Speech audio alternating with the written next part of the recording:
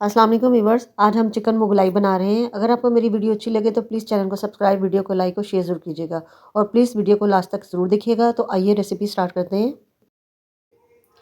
सबसे पहले ये 700 ग्राम चिकन है। आप चिकन बोनलेस भी ले सकते हैं। मैंने इसे अच्छे तरीके से धो लिया। टीस्पून लहसुन अदरक पेस्ट, 1 टीस्पून नमक, हाफ टी स्पून पिसी हुई लाल मिर्च, 1/4 टीस्पून हल्दी, 1/4 टीस्पून पिसी हुई काली मिर्च, 1 लीमू जिसका मैंने जूस निकाल लिया, 1 टेबल स्पून दही। इसे अच्छे तरीके से मिक्स कर लें। जब मसाला इसमें अच्छे तरीके से मिक्स हो जाए तो इसे आधे घंटे के लिए रख दें। एक कढ़ाई लें, उसमें थोड़ा सा ऑयल ऐड करें। 2 मीडियम प्याज जिसकी मैंने स्लाइस में कटिंग कर ली है उसको डाल दें और उसको हल्का सा ही फ्राई करें बस।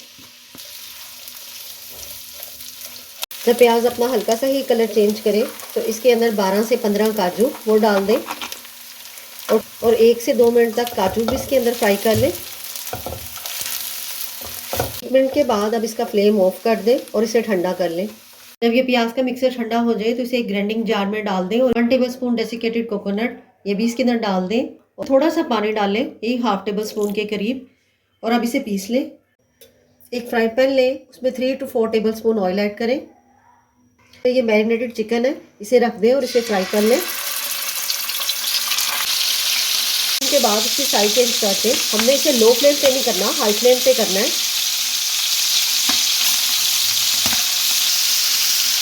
इनका हर तरफ से कलर आ जाए तो इसे निकाल लें।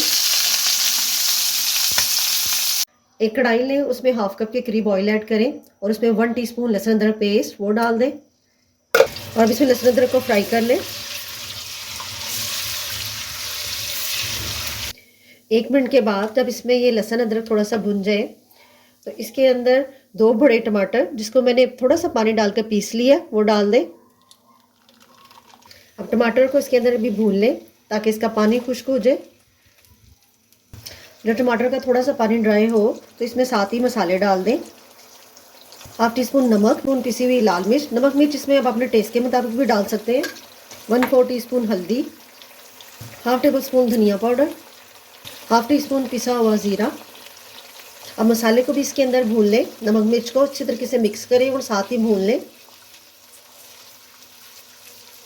1 मिनट तक जब मसाला इसमें अच्छे तरीके से भून जाए तो ये जो चिकन हमने फ्राई किया है वो इसके अंदर डाल दें। इसे मिक्स करें।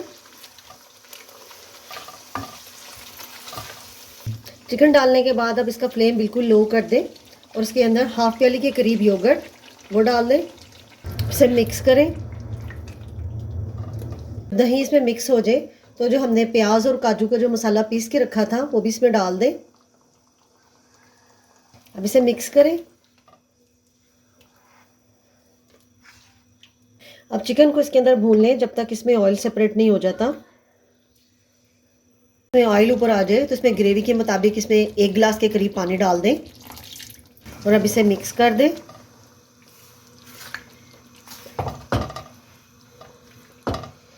और अब इसे कवर करके कुक करें लो फ्लेम पर 10 से 12 मिनट के लिए।